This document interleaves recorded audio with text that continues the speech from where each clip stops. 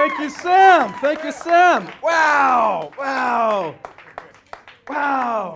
Folks, my name is DC, otherwise known as Singapore Black Man number 5. And then there's number 8, and there's number 13. What's up, number 13? We're all numbered, right? This is exciting. Actually, here's what's really weird, because I've never seen this many black people in one spot at one time.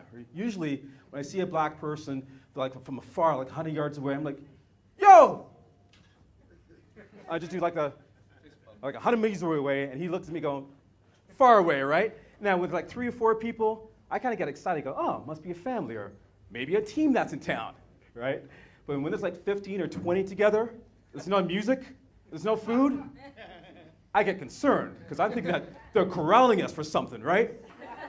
I'm like, shit, it's starting here too as well. So I kind of jump into the group. It's a trap, scatter, right? And then we break it apart, So guess what? Since I've been here the first couple months, you would be surprised how often I was confused and being asked by Chinese aunties if I was a Nigerian pastor. Too many times. Are you Nigerian pastor? No. Are you Nigerian pastor? No. Are you an African student? I get that. No, I'm not an African student. Are you a basketball player? Yes. Yes, I am. Because they're really small. You get it? Right? It's for my ego. All right? Yeah. So I'm from Chicago. Woo, all right. Don't worry, for those who are silent, don't worry, I left my guns at home, right? Now, if you guys know the US has got a big gun problem compared to the rest of the world. Like, that's a lack of gun control. And then Chicago is like the epicenter of it. You guys know this, right? Well, if you guys don't know Chicago, I had no idea how bad it was myself, how bad the gun problem was, until my friend took me to the south side of Chicago. Now, the south side of Chicago, just to put in perspective, think of Yishun, but with more guns. So we go to this club.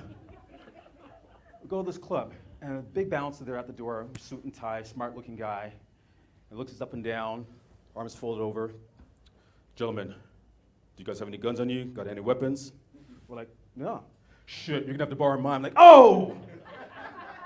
This is not a good club. We should be out of here. This is not a good sign. And I have a lot of friends as well who, before I came to Singapore, they're asking me really silly questions. A lot of Americans really don't know much about Southeast Asia or Singapore in general. They're asking questions like, oh, you go to Singapore. Are you afraid you're going to stand out? Are you afraid that you're not going to blend in? You're going to stand out like shit on corn? I'm like, wait, hold a second. That's racist, you asshole. Second of all, you're probably right. But when I got off at Changi Airport, I was pleasantly surprised because I looked around. I saw, white person, Chinese person, Chinese, Indian, darker Indian, darker Indian, dark. They're having lunch. They're eating, having lunch. And I looked at myself going, you know what? This camouflage is going to work awesome. Every day, though, without a joke, I get mistaken for being Indian. I know. Well, until I came here, I had no idea there's such a spectrum of Indians, right? Light skin and dark skin wins, and I blend in, apparently, right? And on the train, on the MRT, I always have, people mind their own business. People usually on the phones or reading their books, but not other Indians. Indians, usually the South Indians, stare at me, just eyeball me, like, not even looking left, not even looking right, just dead stare, not even blinking. Now, I got freaked out, right, because, from the US, I'm no punk, that's kind of threatening, so I kind of stare back like, and he's still staring like, I'm staring like, he's still staring like, this goes back and forth for like 2 minutes. But I keep it going on, because I know in his mind he's thinking, what part of India is this guy from? So now I'm the foreigner, I want to cut the tension, right? I want to be the upper person, I want to be the classy person. So just let him know that I ain't got no beef with him. So I give the classic sign that it's all good, which is just the, and he gives me the, right? So I know what part of India he's from. I'm from the West Indies, West Indies. Yeah, I am West Indian, right? My family is from the West Indies. So if you know your history, the history says that the slaves from Africa ended up in the Americas, and some slaves or indentured workers from India ended up in that part of the world as well. So a country called Guyana had all this bunch of slaves, and part of that Indian DNA is in me right now. So I'm part Indian. I got that Indian card. Heck, I got that career pass, right? I could use I'm my own tech support. But I can't use that abroad. It only works in Singapore. I tried to use it in the US, and it failed against me. I tried in the outskirts of Chicago. I was driving around. I remember late at night, and I heard this whoop whoop. I was like, oh, here we go again. DWB, driving while black. Got it, right? So pull over. The cop comes out, walks up to my window, motions to roll down, looks at me, goes, sir, do you know why I pulled you over? So now, I'm gonna try this Indian card, see if it works for me in the US. Cop's like, sir, get your black ass out of the car. I was like, oh shit! I'm not Indian enough, damn it. Can't use that card here. Yeah. Every country has a racial term, no matter where you go. Even Singapore. I mean, we know the N-words used. I heard it before, nigger, I heard it before. I heard it on the Circular Road. Hey, what's up, my nigger? It still stings, right? But all races, including white folk, are given a name too as well, right? In fact, white people are called Angmo, right? Right? Is Angmo offensive? No? Okay, let me ask white folk. Sir, is Angmo offensive? No? Okay. Well, yeah, see, Angmo translates to red hair. I Googled that shit, right? It means red hair. And it depends on how it's used. Because, you know, if it's used in a nice way, someone says, hey, don't worry, I don't give you a bad price. I don't give you an Angmo price, I give you a good price. You're like, oh, that's so sweet, right? Now, if that same Chinese auntie goes, oh, chibai Angmo motherfucker, like that's racist. That's like assholeish, right? So I asked my coworker, one of my coworkers, and my coworker is, I just put it in context, she's Malaysian Chinese. So the Mandarin or Chinese that's spoken in Malaysia is different than here. And I asked her, listen, what do you guys call my people here? Like, what are we called here in Asia? Because in the US, they call us niggers, right? They use the N-word, they call us niggers. I know. Now, here's the fact though. This is where you know you're gonna have some racist shit to come up. She looks like this. Okay, you didn't hear this from me. But we call you Hok Guai. Hok Guai? Yes, Hok Guai. Black ghost. Really? You call my people black ghosts? You don't use the N-word? You guys use black ghost instead of the N-word? Wow. Black ghost. Shit. So I called my buddies back home in the US. I was like, dude, you'd never guess what they call us in Singapore. They call us a black ghost. They don't use the N-word. They call us black ghost. Black ghost? Yeah, black ghost, man. That's the word for us. And we debated about it. We went back and forth. We discussed this. We had a meeting about this over the phone, and we came to consensus. That's the dopest word you can call us.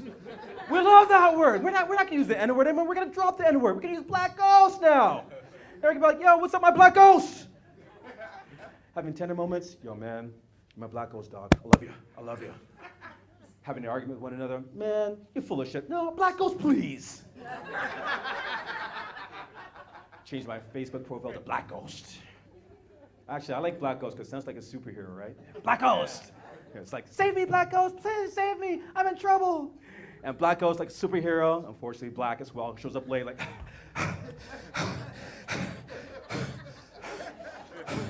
I'm sorry, I got pulled over by the police. Apparently he thought I was Indian, so I'm sorry. It's Black Ghost. Yeah, a lot of things confused me. I never really got a lot of things missed me when I came here. Like, I never got some Singaporean things or Asian things in general. Like I remember getting the taxi when I first came, and Singaporeans known for great food, right? Like, Singapore has the best street food in the world. Would you agree? Yeah, compared to other countries, world renowned. Now, I wanted to find some street food. Now, I heard about the hawker centers. Now I know it's hawker centers, but I didn't know that the first time when I first arrived. So I asked the taxi driver, listen, I want some good Singapore street food. Show me where I can get some good Singapore street food. And he's like, you want good Singapore street food? You gotta find the hawker center. Come again? Yeah, hawker center. All all over the island. Hawker center over there. Hawker center over there. Hawker center in this building right now. The best hawker center, best hawker food in Geylang. I'm like, whoa. Wow, I know prostitution is legal in Singapore, but supported with a social system? That's pretty progressive. Shit. Right. Wow. Yeah. Here's another thing that really threw me off, because in the US, when you see somebody with a long fingernail, what comes to mind? Cocaine, yes. Either they're using it or they're a drug dealer, like by the kilos, right? Like coping up with the packets, right? So, but when I came here, I see a lot of uncles with his long ass fingernails. I'm going, God damn, there's a lot of people with a drug problem. Considering the death penalty for Singapore, no one's talking about this shit, and there's a problem, right? Then, then I saw how they used it. Then I saw it in the ear. Then I saw it in the teeth. Look at the teeth. I know. Then, the worst. Then I saw this, a dick in the nose. Yes, I know. They do that. I'm more concerned and more bothered. The fact is that I'd rather be more comfortable that they use drugs than for personal hygiene, right? So that's not normal to me. Now, so every time I see somebody, they want to shake your hand, they go, hey, DC, good to meet you. They extend their hand out. I'm like looking at the hand and go, wait. Let's look at that fingernail. No, bro, we're going to fist bump, man. We're going to fist bump, man. Yeah. I don't, that fingernail's too long, bro. Too long. Now I go to the US, and I see somebody with a long fingernail. I just straight up ask them, bro, do you have a drug problem? Yes, I do. Thank the Lord, hallelujah, high five. That's normal for me, thank you. The names is also another thing I never got used to, because usually, first of all, before I came to Singapore, the image of Singapore is Chinese or Asian, so you expect Asian names, right? For instance, like, sir, your name is? Sean? Sean Kyla, right? See, you don't look like a Sean, right? Your name is? Ivy. See, I'm not buying the Ivy. You have a Chinese name, right? Yeah, Shu Hui. I could buy that, not the Ivy, right? So your name is? Rob. Believable, all right? You look like Rob. I kid you not. A couple of months ago, I met my first Asian guy. His name was Tyrone. Folks, Tyrone's like the blackest name you could give somebody, Tyrone. In fact, even back home, in the US, will never be flipped around. Like, you'll never have a black family adopt an Asian name. It doesn't exist. It'll never happen. You'll never see a family like, all right, I want you to meet my sons. This is Tyrell. This is Leroy. This is Xia Pao. Like, it's not going to stick. It doesn't happen. It doesn't happen. It does not happen at all, man. Does not happen. You know, I have family. First of all, make some noise with your parents. Yeah, raise it. Would you say that Singapore is safe for kids? Yeah, it's kid friendly. Should my kids visit sometime? I got 2 girls. They're safe. Yeah. See, I agree with you, right? Now, their mom says, well, no. If they come over, you gotta protect them. You gotta watch them, right? Make sure they don't get stolen. Make sure they're safe. I'm like, listen. My daughters are black, relax. They're not gonna go missing. They're easy to find. In fact, if they do go missing, especially in Singapore, Singaporeans are polite. They're gonna go, oh, you must be lost. You look as though you belong to Singapore black man number 5. Come with me, I know you're lost, come here, follow me. Right. And then, heaven forbid, if they do get abducted or kidnapped, I'm not worried, because in Singapore, it's kind of hard to miss a black child that doesn't belong to you, right? Some good Singaporeans can be like, hey, that's not your child. How do you know? Because you're yellow, he's black. She's black. So that's the reason why they haven't been here yet, right? Now, I got 2 girls, and one of them is young, one of them is 5, one of them is 12, right? Actually, who's a sibling here? Raise up your hand if you're a sibling. Make some noise. Siblings? All right. Now, usually the older siblings are bullies, right? Right? You kind of torture younger one and piss on them, right? But no, right? No, right? Now, the ones who didn't raise their hands, unfortunately, probably products of the one-child policy. I get it, nothing personal, right? I know, it stings, right? But it's flipped around in my family because my youngest one is a bully, right? And my oldest one is responsible, right? Because I told my oldest one, we tell the oldest one, listen, you can't hit your sister. You you gotta protect her. You gotta look out for her. You gotta be responsible. But my 5-year-old is smart. She knows it. She kind of gets away with a lot of shit, right? So now when they're fighting and they're play fighting, because you know how kids do, they tussle around, right? You gotta, they get a little bit violent. So my 5-year-old who's pretty strong, she's a gymnast. Sometimes you get a punch that goes haywire. Bam! Hits my 12-year-old in the chest. My 12-year-old starts to complain, ow! She hit me, ow! Right? But my 5-year-old gets a bit cocky because she knows this. She knows she can't get into shit. She goes, ha ha, you can't touch me. I have immunity, bitch. Like, wait. First of all, you can't call your sister a bitch. Second, pull your punches. Third, who taught you the word immunity? And I realized we watched way too much Survivor as a family, so we got to switch that channel for the kids, right? My 12-year-old, God bless her soul, she's sweet. She knows I do comedy. And actually, she said, Daddy, can I see you do comedy? Can I see your set? I said, absolutely, in 5 years, because right now my shit's too filthy, right? But she asked, listen, Dad, I want to do comedy. Can you teach me about comedy?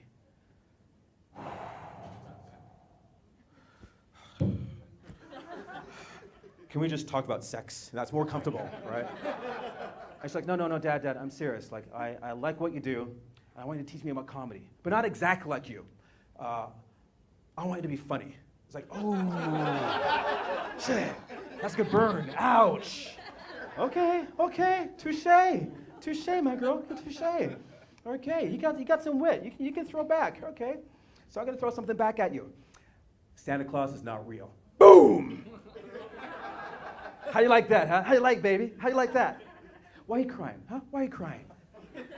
And folks, that's how you fail as a parent. That's called a parenting fail. So, with siblings, when you have kids, you gotta have 2 languages. First of all, raise up your hand. Make some noise if you grew up in a 2-language household. Yeah, right, good. Multiple language. Now, Hispanic, correct? Puerto Rico. I met this lady before, right? Now, what language do your parents talk to you when everything's calm, they're being polite? What language do they use with you? Spanish. Now, when you're in trouble or you're getting into shit, what language do they use?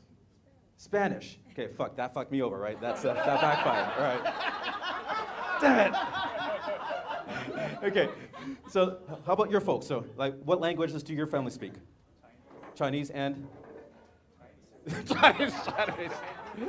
All right, so this is going nowhere, right?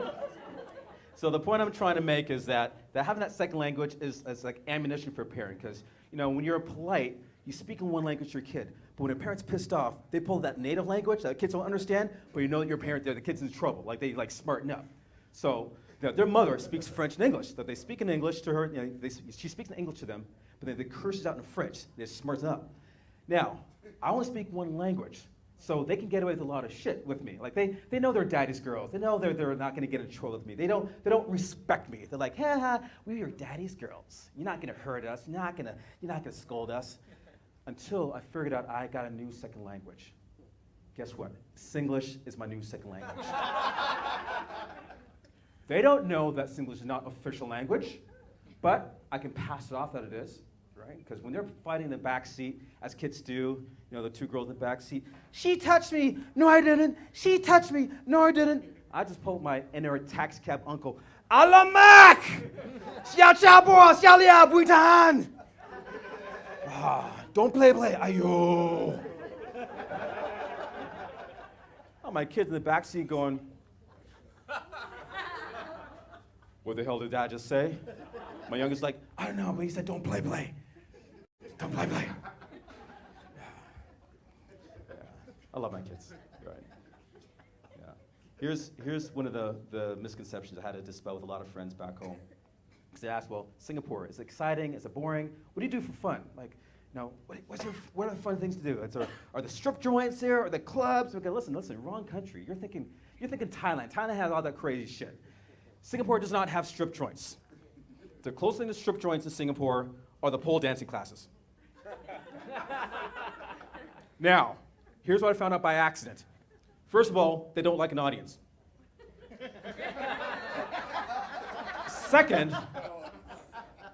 Second, they don't know what it means to make it rain. Make it rain. That's an American term. They don't know that, right?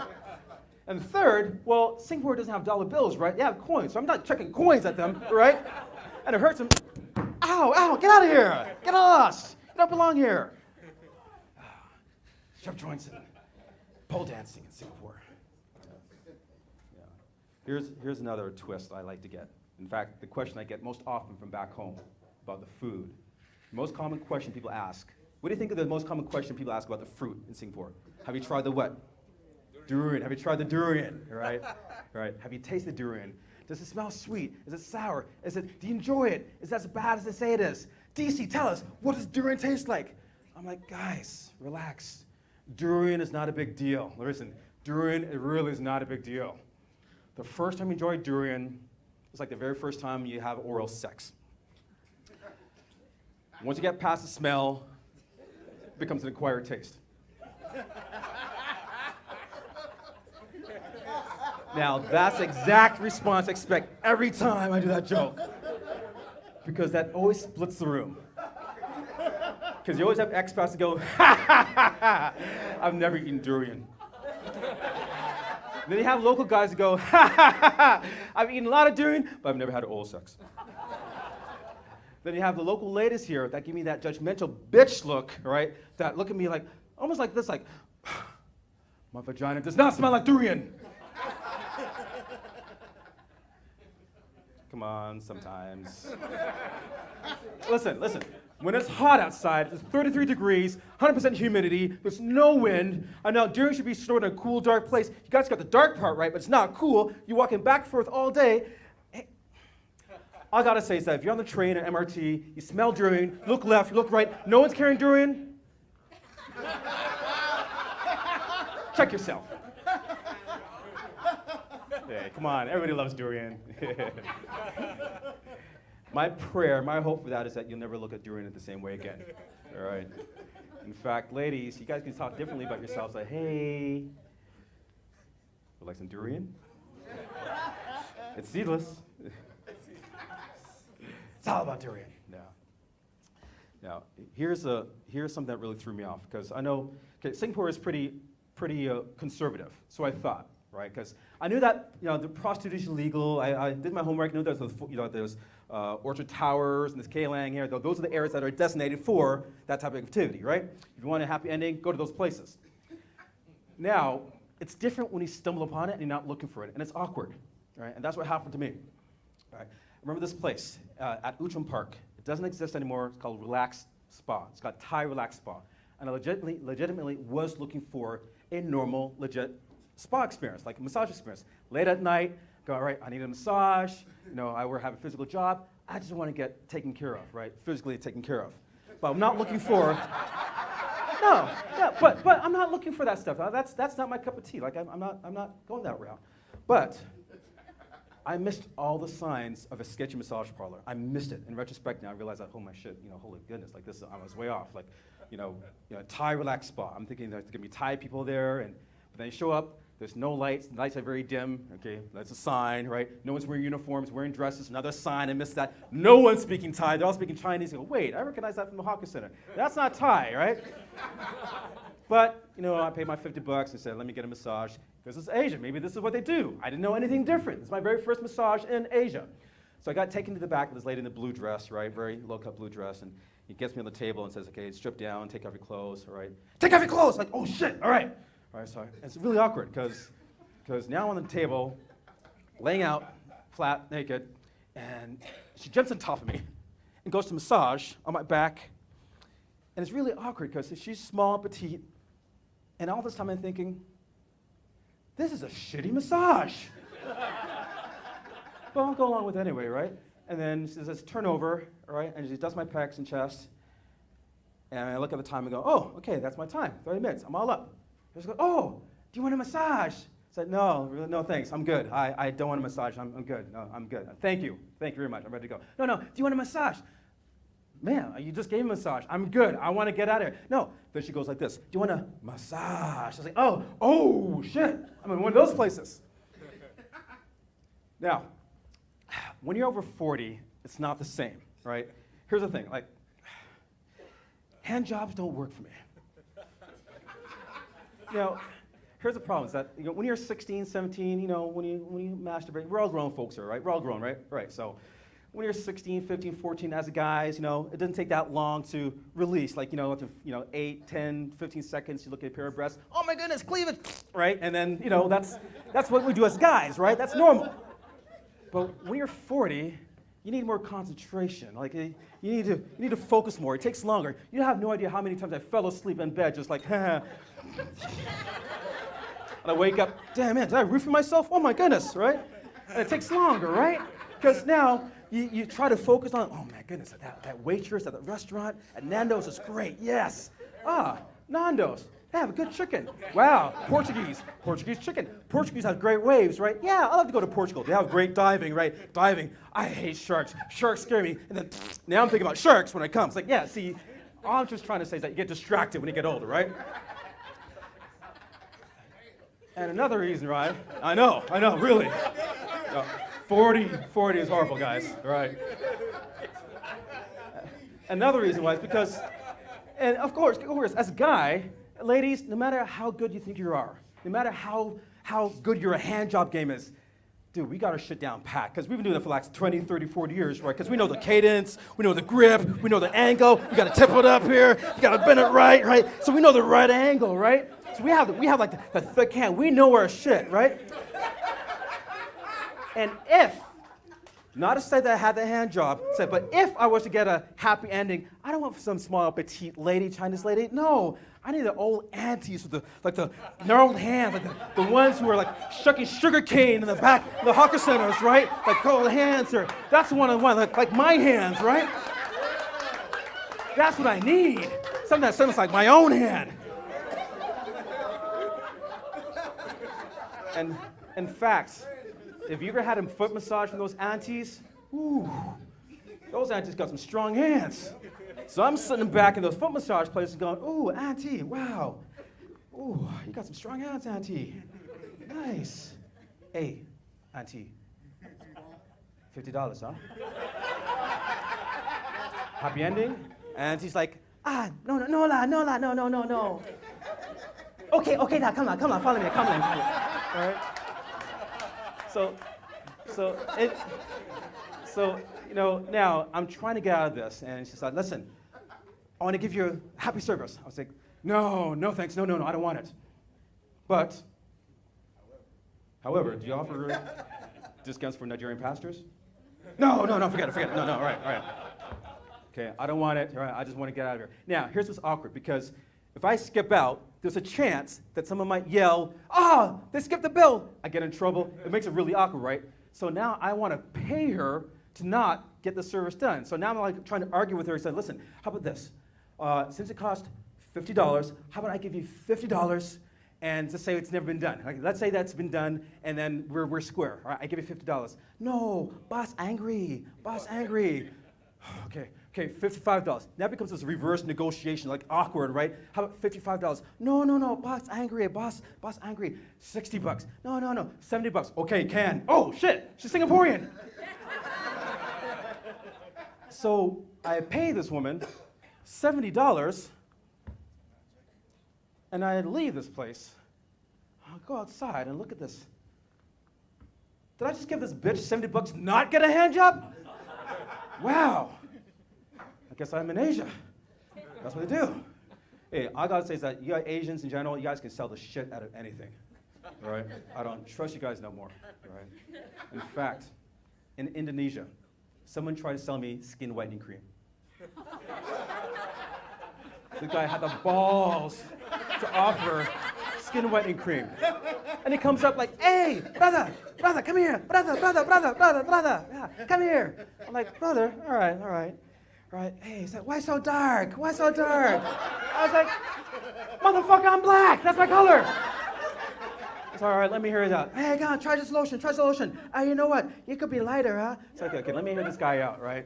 So it's like, hey, put this cream on. He got some stone diamond, some snail jizz in that hair, all right, motion to that. And I listen to this pitch. I'm going, God damn. I bought 2 bottles. Like, shit, this guy's good. Man. That's the reason I don't trust y'all, man. I don't trust being Seoul. I just walk by. Hey, well, let's try. Fuck off. Right? No. All right. I've been in. You have a good time, bro? Yeah. All right, man. All right, man. All right, man. Right on. Yeah. I've been in Singapore too long. All right. Here's now because I feel Singaporean.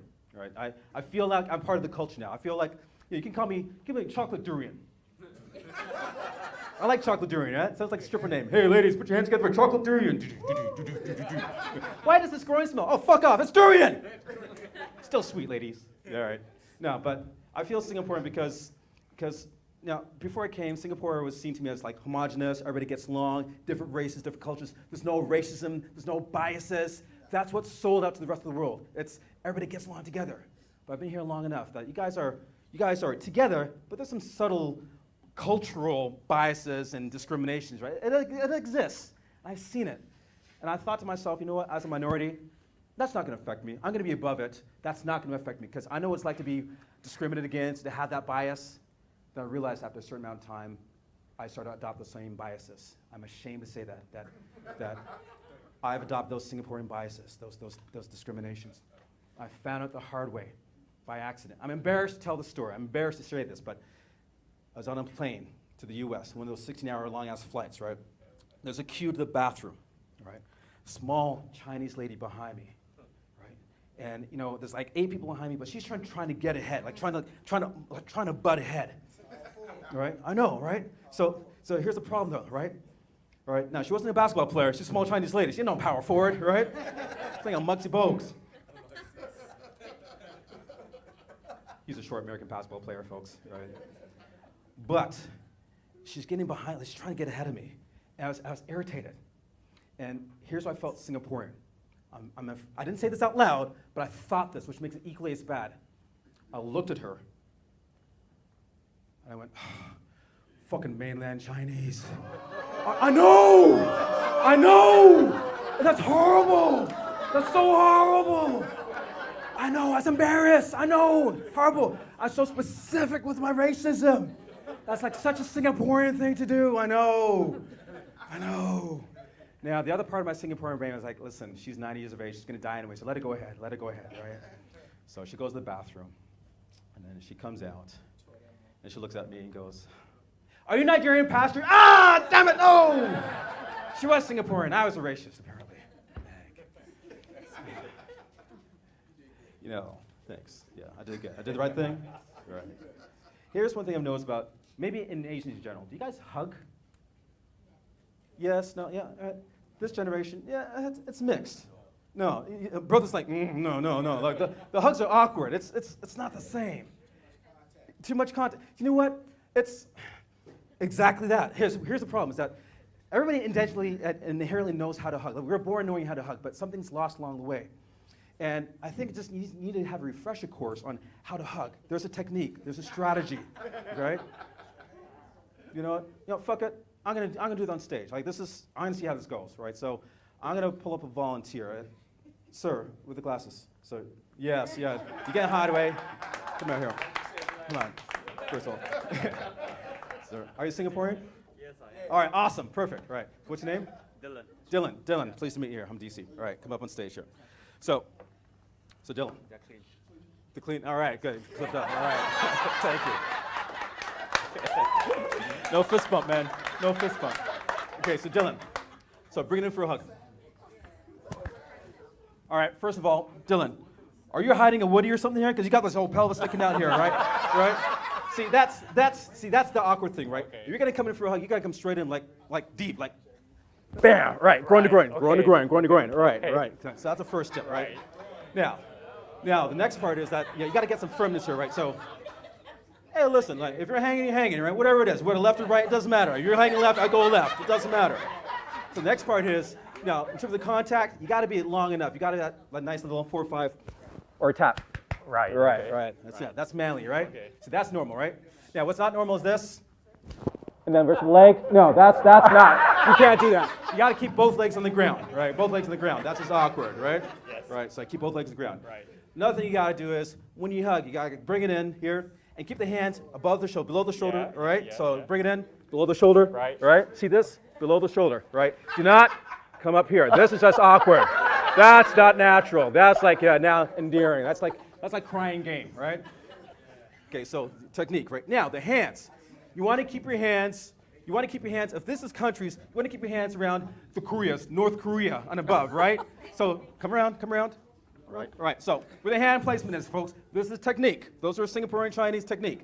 All right, hand over here. Come on, hug it up. Hug it up, brother. There you go, hug it up. Yeah, there you go. Hug it up here. This is normal. All right, hand up here. This is like around Korea, right?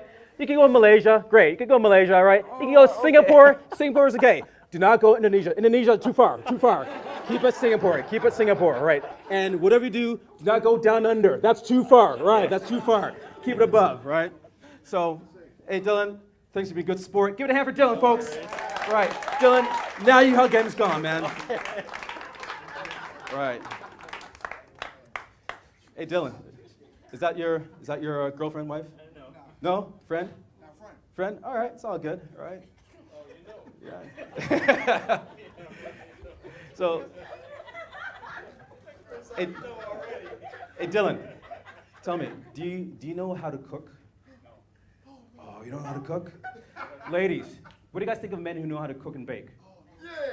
Yeah. Listen, man, you're missing the game, man. That's like Asian porn for women, man. We ain't men who know how to cook and bake, man. You gotta get your game up, man. 25, 30 minutes. Oh my goodness, man. I'm telling you, man, listen, whenever your baking game down tight, it gets you out of a lot of trouble, right? Listen, my baking game is down tight. You have no idea how many arguments I've avoided by knowing how to bake. Because ladies, it's kind of hard to argue when you smell chocolate chip cookies or pastries, right? There's so many arguments I've had at home, right? Back in the day. I'm sick and tired of your shit. DC, you're full of shit. Oprah's right. You don't treat me with respect. You don't give me no time, right? You don't come home late here. You don't respect my needs. I'm sick and tired of your stuff. I'm gonna pack my shit and leave it. Is that a cheesecake? I'm like, yes. That's right. But it's kind of hard to be macho when you're wearing an apron and stirring some batter, right? Get your baking game up, right? Because woman ain't gonna leave you, because that's your ace in the back pocket. You know you can take care of yourself, right? Hook them in. All right. Hey. Now, you guys still with me? Still awake? All right. Hang it in. Okay, thanks for hanging in so far. Hoodoo! What's up? So I'm gonna try something different. I've never tried this before. This is experimental, right? Now, I haven't done impressions in 20 years, so it may or may not work. It's stupid, but I had fun with this, right? Do you mind if I try something really ridiculous, guys? Go for it. All right. So, this is crazy, but let's see how this works. All right, so I was fucking around the mirror, and it made a lot of sense to me. I'm gonna try this out. Black Yoda. Black Yoda, all right? It's crazy, it's stupid. All right, Black Yoda.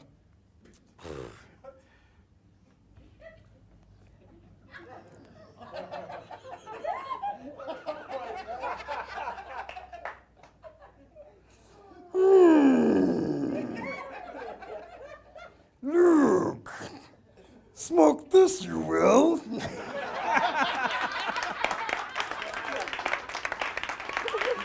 I know, it's stupid. All right.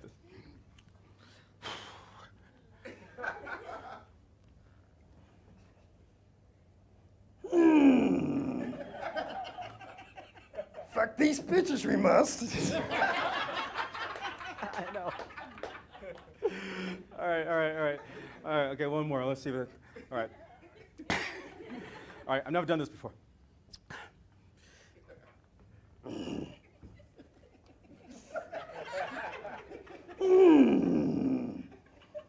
Do or do not do. Try or not try. Now go make me my motherfucking chicken sandwich. I know. It's stupid. But that's for me, right? Folks, that's my time. I appreciate your attention. All right, thanks for showing me a lot of love. You guys held out, lasted. If you guys love the set, love the comedy, you can follow me at DC Comedy on Facebook and YouTube. Thank you very much for the love and attention, guys. Peace out.